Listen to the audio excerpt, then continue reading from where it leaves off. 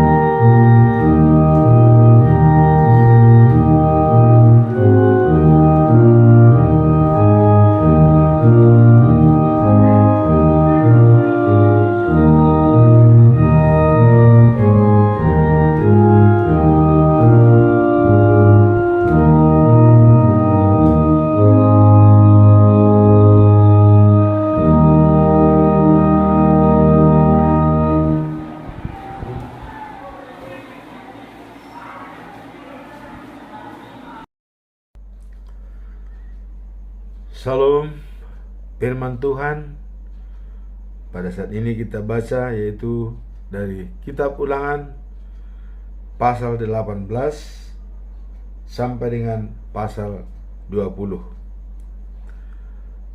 Pasal yang ke-18.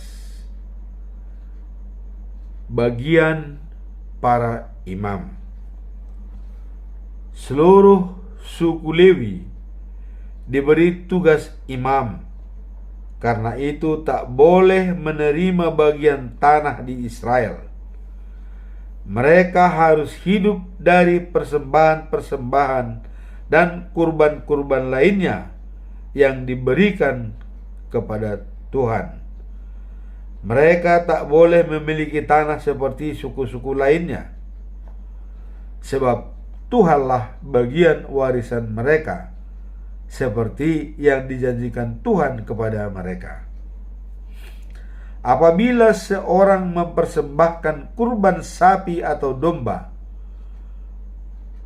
maka paha depan, rahang, dan perut ternak itu harus diserahkan kepada imam-imam untuk bagian mereka. Hasil pertama dari gandum, air anggur, minyak zaitun, dan bulu domba juga untuk bagian mereka. Dari semua suku Israel, Tuhan Allahmu telah memilih suku Lewi menjadi imam untuk selama-lamanya. Apabila seorang Lewi yang berasal dari kota manapun di Israel datang ke tempat yang dipilih Tuhan dan mau tinggal di situ, ia boleh melayani Tuhan Allahnya sebagai imam, seperti orang-orang Lewi lain yang bertugas di tempat itu. Ia harus menerima makanan yang sama banyaknya seperti imam-imam lain. Apa yang diperolehnya dari keluarganya juga untuk dia. Perbuatan-perbuatan yang dilarang. Apabila kamu sudah masuk ke negeri yang diberikan Tuhan Allahmu kepadamu, janganlah meniru kejahatan yang dilakukan bangsa-bangsa yang ada di situ. Di antara kamu janganlah ada yang mempersembahkan anak-anaknya sebagai kurban bakaran, dan janganlah seorang pun menjadi tukang ramal, mencari pertanda-pertanda, memakai jampi-jampi atau ilmu sihir, atau mengadakan hubungan dengan roh-roh orang mati. Orang yang melakukan perbuatan-perbuatan jahat itu dibenci oleh Tuhan Allahmu. Dan itulah sebabnya bangsa-bangsa itu disingkirkannya dari hadapanmu. Jadi hendaklah kamu mengabdi kepada Tuhan Allahmu dengan sepenuh hatimu. Allah berjanji untuk mengutus seorang nabi. Kemudian Musa berkata, bangsa-bangsa di negeri yang akan kamu diami itu mengikuti nasihat tukang-tukang ramal dan mencari pertanda-pertanda. Tetapi Tuhan Allahmu tidak mengizinkan kamu melakukan hal itu. Sebaliknya, dari bangsa kita sendiri, Ia akan mengutus kepadamu seorang nabi seperti saya ini, dan kamu harus taat kepadanya. Pada hari kamu berkumpul di Gunung Sinai, kamu mohon supaya kamu jangan lagi mendengar Tuhan Allahmu berbicara, dan jangan lagi melihat kehadirannya dalam api yang bernyala-nyala, sebab kamu takut mati. Karena itu Tuhan berkata kepada saya, permintaan mereka itu bijaksana. Dari bangsa mereka sendiri, aku akan mengutus kepada mereka seorang nabi seperti engkau. Aku akan mengatakan kepadanya apa yang harus dikatakannya. Lalu ia akan menyampaikan kepada bangsa itu segala yang kuperintahkan. Ia akan berbicara atas namaku, dan aku akan menghukum siapa saja yang tidak mau mendengarkan dia. Tetapi kalau seorang nabi berani menyampaikan suatu pesan atas namaku, padahal aku tidak menyuruh dia berbuat begitu, ia harus mati. Begitu juga setiap nabi yang berbicara atas nama ilah-ilah lain harus mati. Mungkin kamu bertanya dalam hati, bagaimana kami tahu apakah pesan seorang nabi itu berasal dari Tuhan atau tidak? Kalau seorang nabi berbicara atas nama Tuhan, tetapi apa yang dikatakannya itu tidak terjadi, maka ramalan itu bukanlah dari Tuhan. Nabi itu berbicara atas namanya sendiri, dan kamu tak usah takut kepadanya.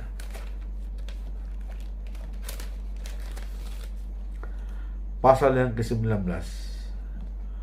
kota-kota Suaka. Sesudah bangsa-bangsa itu dibinasakan Tuhan Allahmu, dan negerinya diberikan kepadamu, dan sesudah kamu mengambil kota-kota dan rumah-rumah mereka dan diam di situ, wilayah itu harus kamu bagi menjadi 3 bagian, masing-masing dengan sebuah kota Suaka yang sudah dicapai, supaya setiap pembunuh dapat melarikan diri ke sana. Kalau seorang dengan tidak sengaja telah membunuh orang lain yang bukan musuhnya, ia dapat melarikan diri ke salah satu kota itu dan boleh tinggal hidup. Misalnya 2 orang bersama-sama masuk hutan untuk menebang kayu, sementara yang seorang menebang pohon. Kepala kampaknya terlepas dan gagangnya dari gagangnya, dan kena temannya sehingga tewas. Maka orang yang telah membunuh tanpa sengaja itu tidak bersalah, dan boleh lari ke salah satu dari 3 kota Suaka itu supaya selamat. Sekiranya ada satu kota Suaka saja, mungkin jaraknya ke sana terlalu jauh, dan anggota keluarga yang bertanggung jawab untuk membalas pembunuhan itu dapat mengejar dia dan dalam kemarahannya membunuh orang yang tak bersalah. Sebab itu aku memerintahkan kamu untuk menyediakan 3 kota. Apabila Tuhan Allahmu sudah memperluas wilayahmu seperti yang dijanjikannya kepada leluhurmu, dan seluruh negeri itu sudah diberikan kepadamu, kamu harus memilih 3 kota Suaka lagi, atau negeri itu akan diberikan kepadamu kalau kamu melakukan segala sesuatu yang saya perintahkan kepadamu hari ini. Dan kalau kamu mencintai Tuhan Allahmu dan hidup menurut ajarannya, lakukanlah itu supaya kamu jangan berdosa karena membiarkan orang yang tak bersalah dibunuh di negeri yang diberikan Tuhan Allahmu kepadamu. Tetapi lain halnya kalau seorang menghadang musuhnya dan dengan sengaja dan rasa benci membunuh dia, lalu melarikan diri ke salah satu kota Suaka untuk mendapat perlindungan. Dalam hal itu, para pemimpin kotanya harus memanggil orang itu, lalu menyerahkan dia kepada orang anggota keluarga yang bertanggung jawab untuk membalas pembunuhan itu, supaya ia dapat dibunuh. Jangan menaruh kasihan kepadanya. Bebaskanlah Israel dari pembunuh itu, supaya kamu sejahtera. Larangan menggeser batas tanah. Apabila kamu sudah sampai di negeri yang diberikan Tuhan Allahmu kepadamu, janganlah menggeser batas tanah tetanggamu yang ditentukan di zaman dahulu. Peraturan tentang saksi. Seorang saksi saja tidak cukup untuk menyatakan seorang tertuduh bersalah. Sekurang-kurangnya 2 saksi diperlukan untuk hal itu. Kalau seseorang mau menjatuhkan orang lain dengan tuduhan palsu di pengadilan, maka kedua-duanya harus pergi ke tempat ibadat yang ditentukan oleh Tuhan, supaya diadili oleh para imam dan hakim yang sedang bertugas. Para hakim harus menyelidiki perkara itu dengan teliti. Dan kalau ternyata orang itu memfitnah sesamanya orang Israel, ia harus menjalani hukuman yang dimaksudkan untuk lawannya itu.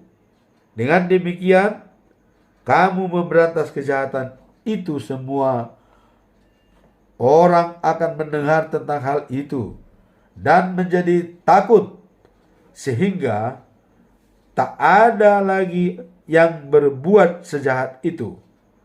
Jangan kasihan dalam perkara-perkara semacam itu. Hukumannya berupa nyawa ganti nyawa, mata ganti mata, gigi ganti gigi, tangan ganti tangan, dan kaki ganti kaki. Pasal yang ke-20, peraturan tentang perang.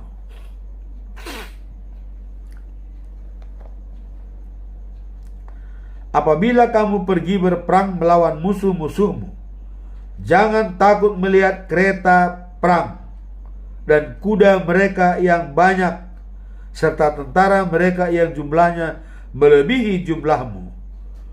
Tuhan Allahmu yang membebaskan kamu dari Mesir juga akan menolong kamu. Sebelum mulai berperang, seorang imam harus maju dan berbicara kepadamu begini: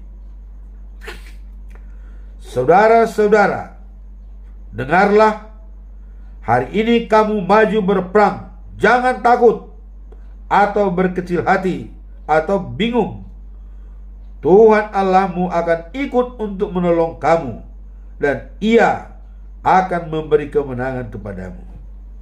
Kemudian para perwira harus menyampaikan kata-kata ini kepadamu: adakah di antara kamu orang yang baru saja membangun rumah, tetapi belum mengadakan upacara peresmiannya? Kalau ada, ia boleh pulang. Sebab kalau ia terbunuh dalam peperangan, orang lain akan menempati rumahnya. Adakah di antara kamu orang yang baru saja menanami kebun anggurnya dan belum sempat memetik buah-buah anggurnya? Kalau ada, ia boleh pulang. Sebab kalau ia terbunuh dalam peperangan, orang lain akan menikmati air anggurnya. Adakah di antara kamu orang yang bertunangan dan hendak kawin? Kalau ada, ia boleh pulang. Sebab kalau ia terbunuh dalam peperangan, orang lain akan kawin dengan tunangannya. Para perwira juga harus mengatakan ini kepadamu: adakah di antara kamu orang yang gugup dan takut? Kalau ada, ia boleh pulang, supaya ia jangan merusak semangat orang lain. Sesudah para perwira berbicara kepada tentara, harus ditunjuk pemimpin-pemimpin untuk setiap kesatuan. Apabila kamu pergi untuk menyerang sebuah kota, berilah dahulu kesempatan kepada penduduknya untuk menyerah. Kalau mereka membuka pintu-pintu gerbang dan menyerah, mereka semua harus menjadi hambamu dan melakukan kerja paksa untukmu. Tetapi kalau penduduk kota itu tidak mau menyerah dan lebih suka berperang, kamu harus mengepung kota itu. Kemudian apabila Tuhan Allahmu memungkinkan kamu merebut kota itu, kamu harus membunuh seluruh penduduknya yang laki-laki. Tetapi kamu boleh mengambil kaum wanita, anak-anak, ternak, dan apa saja yang ada di kota itu. Segala harta benda musuh-musuhmu itu boleh kamu pakai. Tuhan Allahmu menyerahkan itu kepadamu. Begitulah harus kamu perlakukan kota-kota yang jauh dari negeri kediamanmu. Tetapi kalau kota itu ada di dalam wilayah yang diberikan Tuhan Allahmu kepadamu, seluruh penduduknya harus dibunuh, seperti yang diperintahkan Tuhan Allahmu. kamu harus membinasakan orang-orang Het, Amori, Kanan, Peris, Hewi, dan Jebus. Bunuhlah mereka, supaya mereka tidak membuat kamu berdosa terhadap Tuhan Allahmu, dengan mengajar kamu melakukan perbuatan-perbuatan menjijikkan bagi ilah-ilah mereka. Apabila kamu memerangi sebuah kota dan mengepungnya untuk waktu yang lama, janganlah menebang pohon buah-buahan di situ. Makanlah buah-buahnya, tetapi jangan rusakkan pohon-pohonnya, sebab pohon-pohon itu bukan musuhmu. Pohon-pohon lain boleh kamu tebang untuk dijadikan pagar pengepungan sampai kota itu sudah jatuh. Demikianlah pembacaan firman Tuhan. Semoga apa yang kita baca tadi seperti peraturan untuk maju berperang. Apabila masih ada yang belum diselesaikan, dia boleh pulang. Seperti yang punya tunangan atau yang baru membangun rumah tapi belum sempat ditempati, dia juga boleh pulang, tidak ikut berperang. Nah, kemudian apabila ada seseorang katanya baru menanam tanaman dan belum sempat menuai hasilnya, dia boleh pulang, tidak ikut berperang, supaya jangan sampai orang lain yang menikmati tanamannya.